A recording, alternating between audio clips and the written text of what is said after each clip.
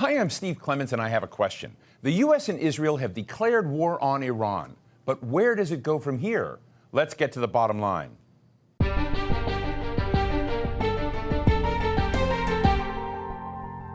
For the second time in the middle of negotiations to lift U.S. sanctions and normalize relations, the United States and Israel have gone to war with Iran.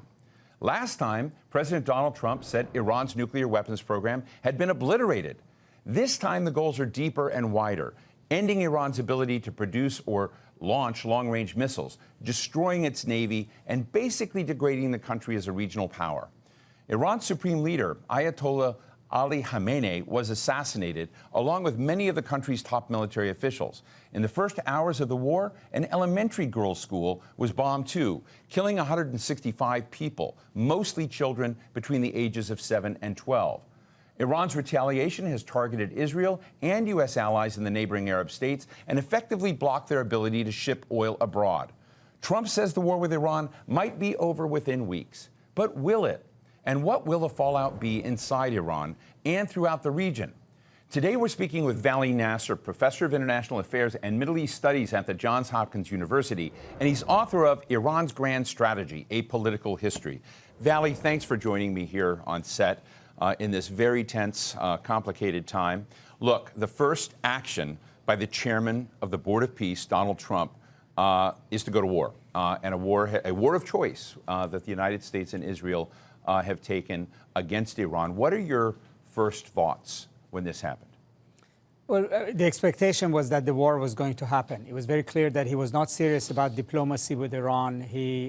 So you didn't buy that there was a diplomatic action going on, because the Iranians are saying this is the second time we've been engaged in negotiations where during the negotiations they got whacked. I think even the Iranians were expecting that he's going to go to war, but maybe after the negotiations.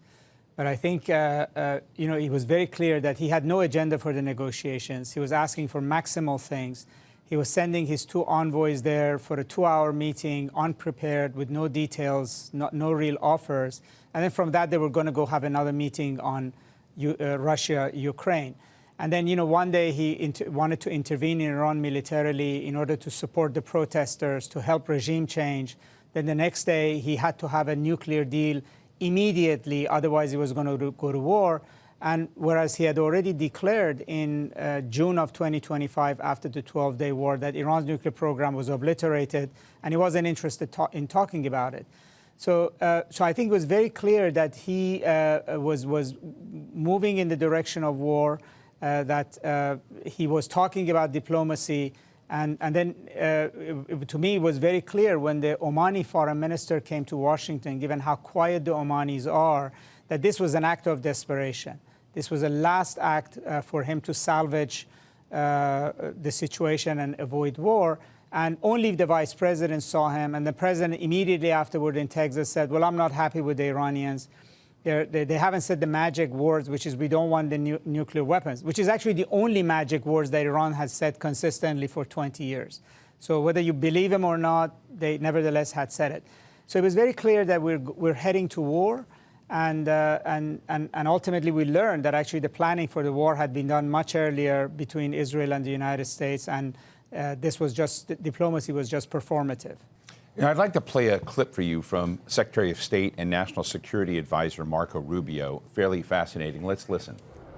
We knew that there was going to be an Israeli action. We knew that that would precipitate an attack against American forces. And we knew that if we didn't preemptively go after them before they launched those attacks, we would suffer higher casualties and perhaps even higher those killed. And then we would all be here answering questions about why we knew that and didn't act.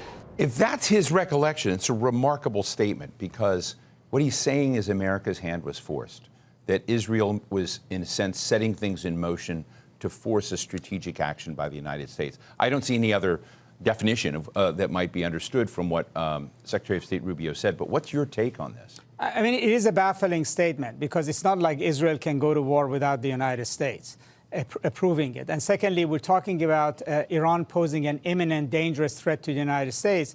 It seems like the dangerous, imminent threat was actually the Israeli attack on Iran, which then would lead to an Iranian attack on the U.S., all of which was preventable.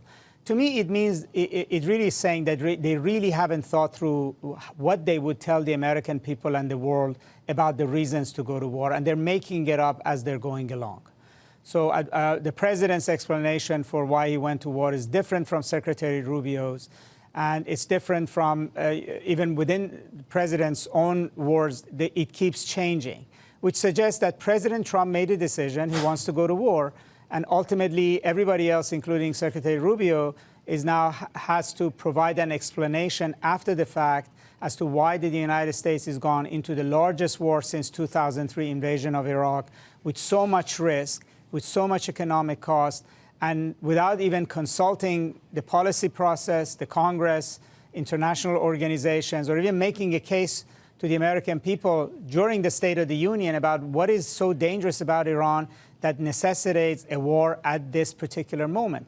So I think it's just... I'm just interested in your long study of this and the fear that this kind of war and conflict could grow into something, metastasize into something dramatically bad. What does your gut tell you right now? Well, when I look at, I mean, Israel perhaps has thought through this much more, calculated the risk. It clearly has an objective, right or wrong, about why it wants to fight Iran and what does it want the end game to be. I don't think the United States has done that. I don't think the president wanted to hear actual scenarios that he didn't like, that basically he didn't quite understand what is he biting into. He thought this would be immediate and easy, that he will kill, the supreme leader would be killed, and immediately a faction of the Revolutionary Guards may take over, and because they are corrupt and have economic interests, they will make a deal with the United States. And he didn't quite understand, what are all the things that might be wrong with that assumption. So I think we already are in a scenario, Steve, where the United States has lost control of this war. It is that essentially it has been surprised by Iran, not only in terms of Iran's will to fight back, the fact that the system did not collapse, that the Revolutionary Guards are not begging for a deal, but also the fact that Iran has decided that it's not going to define the battlefield to what America and Israel want. It wants to define the battlefield to where its advantages is, which is it wants to weaponize the world energy prices. It wants to cast a shadow of risk on the Gulf, which then would impact a much broader cross-section of the global economy, including technology companies, including airlines, including varieties of things. And President Trump had not calculated that the price of oil would be going up, that the stock market could collapse, that nobody in Europe, in the global markets, in the Gulf has any trust in the fact that the United States knows what it's doing and can actually bring this to an end.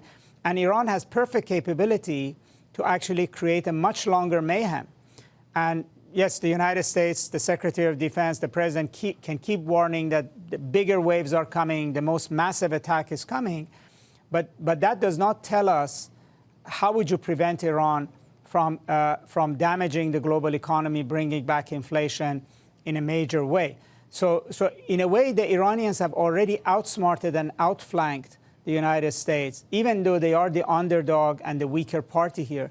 And that's all because I think the president was unprepared for the war that he was stepping into. I want to play a clip for you for Secretary of War Pete Hegseth. Let's listen to Secretary Hegseth.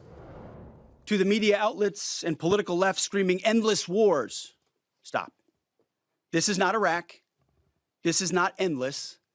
I was there for both. Our generation knows better, and so does this president.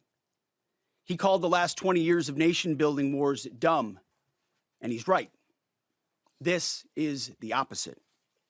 This operation is a clear, devastating, decisive mission. Destroy the missile threat, destroy the Navy, no nukes. Israel has clear missions as well, for which we are grateful. Capable partners, as we've said since the beginning, capable partners are good partners. Unlike so many of our traditional allies who wring their hands and clutch their pearls, hemming and hawing about the use of force. I'm just interested in how you feel these messages are going to play to both President Trump's base and to the American voter. Yes, he does hit some buzzwords, like we don't want to do nation building, and we don't want to do democracy promotion. That part is true. But what is not said, and is also very dangerous for President Trump, is that this may very well end up being an endless war, even though the objective is not nation building and democracy. In other words, once you step into a war that you lose control of, that you ultimately ends up being longer, costlier, then this statement that he made can age very quickly. For the American people and for the MAGA base, pretty soon it may not matter whether that you stated at the beginning that this was for democracy building or nation building. What will matter is that the price of gas that the president was touting in his State of the Union address as a great achievement that was so low is going to get higher. Inflation is going to get higher. A lot of businesses are going to be disrupted globally. The stock market will react to this adversely, both because of price of energy, but also because the impact that the shadow of risk over the Gulf will have for the global economy. So ultimately, the administration has to explain to the American people the cost of this war. It may not be as much as the Iraq war, but we will have to explain it. And I have to say also, Steve, this war is already pretty costly. In terms of the munition the U.S. is spending, in terms of the sheer three aircraft blown out by friendly fire. By friendly fire. So all of these things sort of add up, and sort of grandstanding on these issues in what sounds much more like a political speech about how this war is different from other wars, I don't think will compute to the Americans, because pretty soon they'll see that this is also yet another costly, aimless, unnecessary war. And then, they'll make their own decisions about how they judge the wisdom of having gone into it. So one of the things they seem to be focused on is coming up with a powerless Iran. Is that the obsession, and is that the focus of the Trump administration now and the Israelis? And then what is Iran's ability to maintain that fight? So this definitely is Israel's war goal. And it may, and again, whether you like it or not, you could say from the viewpoint of Israel, Iran has been a threat, Iran has been their rival, Iran has been their menace. So making Iran essentially powerless, much weaker, caged in its own country, makes sense for Israel as a war goal. And Israel, as a result, is willing, if it can bring the United States along, to have a very long war with Iran in order to achieve that goal. But it's not clear to me, why are these America's goals? I mean, if Iran, the president that obliterated Iran's nuclear program in June, if Iran's missiles cannot reach the United States, if its proxies have already been pretty much defanged, what is so urgent about Iran that required this risky, expensive war, right? It seems like we're marketing whether Israel's war objectives essentially as urgent national security issues for the United States. And then the question becomes, yes, the United States has perfect capability of beating any country in the world into a pulp, whether or not they're prepared or not. Iran is going to be more difficult because of its size, because of the way it's organized itself. But the United States can do it, but it will come at a cost. And the issue is not America's ability to break up Iran. The question is, what is America's threshold of pain in order to achieve that goal? How long and at what cost is it willing to persist in actually achieving the goal of making Iran a non-entity, right? And how much is this president and the American people are willing to sacrifice that there?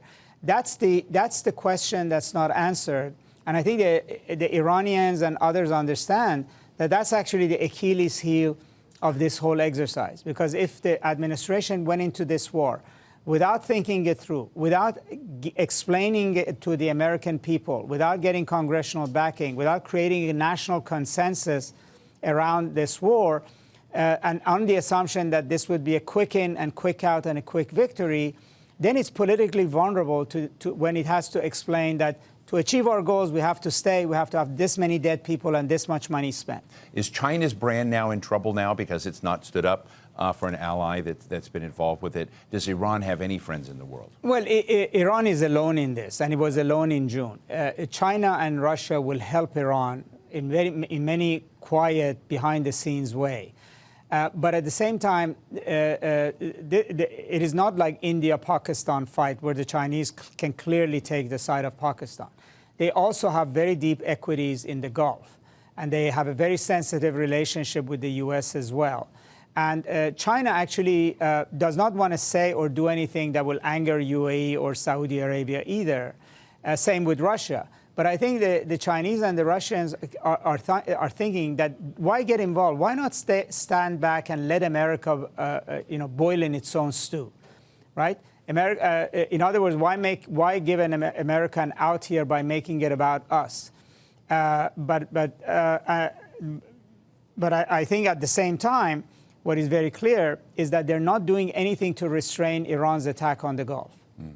They're not coming in and saying that Iran needs to stop, which means that they understand that this is an existential fight for Iran, and Iran needs to do whatever it has to do.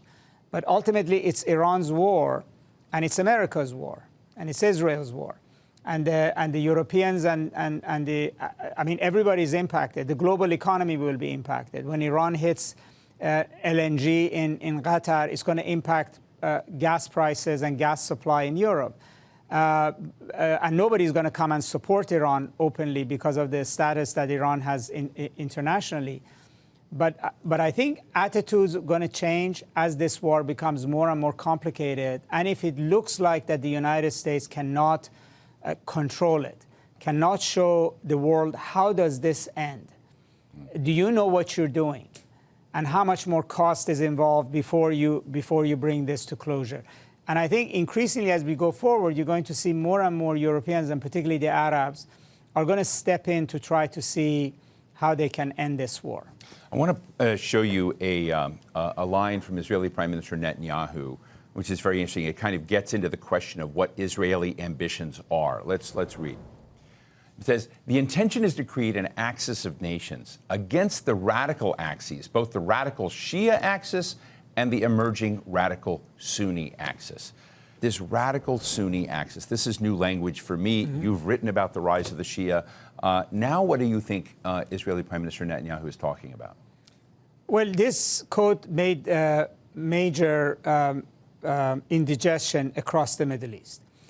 Because largely what it says is that Israel is in a mop-up operation against Iran, the Shia, and the Axis, but it already has its sights set on the next set of rivals that it sees, which is Turkey, Qatar, Pakistan, and perhaps Saudi Arabia.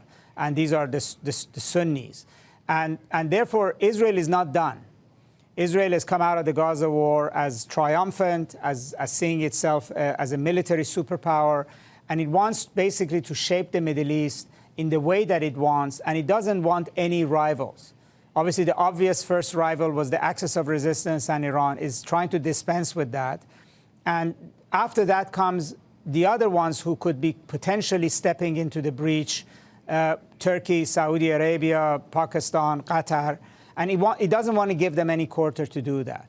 And he's trying to create an alliance which includes India, Cyprus, Greece, as a sort of to outflank this others in the Middle East. So Israel's goal is essentially to arrive at a point where it's the supreme power in the Middle East.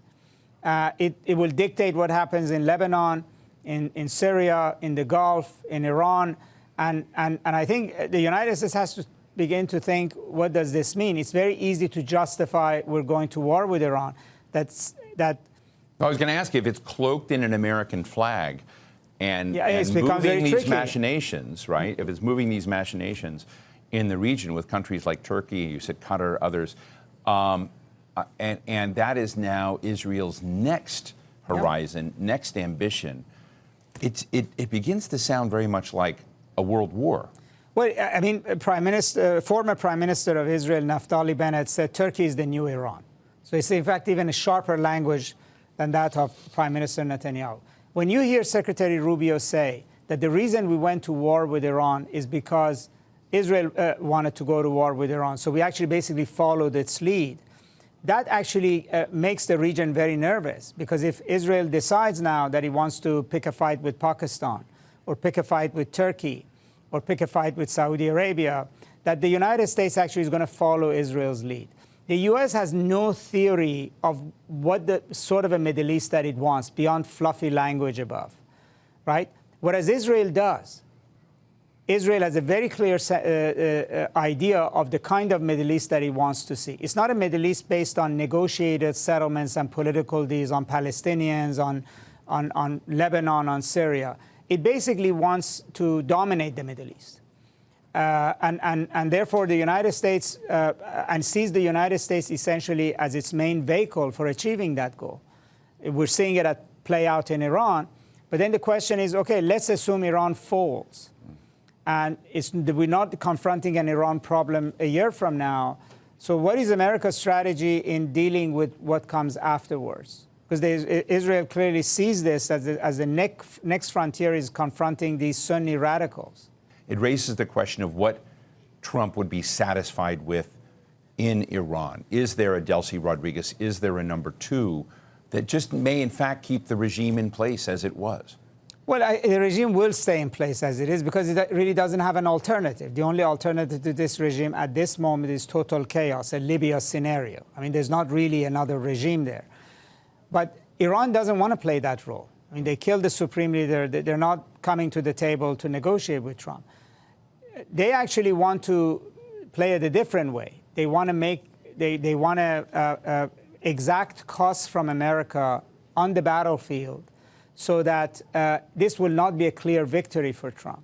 That if there is a settlement like Venezuela afterwards, it would be also on their terms, not on Trump's terms. So when it comes to a point of a ceasefire and then a negotiation with the next leadership in Iran, that they will have cards and that they will have exacted enough from Trump in the battlefield that they will not basically just be signing whatever he puts in front of them. Does this not give a permission slip to other leaders to take out, assassinate, attempt to decapitate, this kind of norm of thinking that you can assassinate or with impunity the leader of another nation? How will a Russia see that? How will a China see that? Will a China take out the leadership in Taiwan? Has Donald Trump now given a permission slip to other leaders to take these kinds of actions? I mean, we have a principle in American law, in American Constitution, that American law, it's very easy to protect the good guys. You really know you have a legal system where your laws apply also to the bad guys. The same protections under the Constitution in the courts. And that applies to international law as well. It's very easy to sort of make a case that why you need to kill a Maduro or kill a Khamenei, and you prepare the ground in the West in terms of vilifying them. But the reality is that every country can vilify an opponent. I mean, Russia can say Zelensky is a Nazi terrorist, which they do, and why don't we decapitate him? It's only a matter of then intelligence and capability, not a matter of principle and law. And tomorrow the Chinese may want to do the same with the president of Taiwan. And then you have one African country or one Latin American country want to do it to their neighbors. And ultimately, you end up in a period where basically this will become a norm. And that makes the world a much more dangerous place. When decapitation of this kind becomes routinized as an instrument of war and is so overtly done, then you have to worry about not about what happened in Iran, but you have to worry about what it means for the international order going forward. Well, political scientist and Iran expert Vali Nasr, thank you so much for joining us today. I know you're in great demand, but this was a very important conversation. It's always great to be with you. Thank you. Thanks for inviting me. So what's the bottom line? This was a war of choice for the United States. All the justifications and rationalizations Donald Trump and his team have given for attacking Iran are highly fluid, changing by the hour right now. Both attackers have no end game and no strategy for what comes next. We know what happens in situations like this. Wars take unexpected turns, and they drain a nation's wealth. More importantly, people die.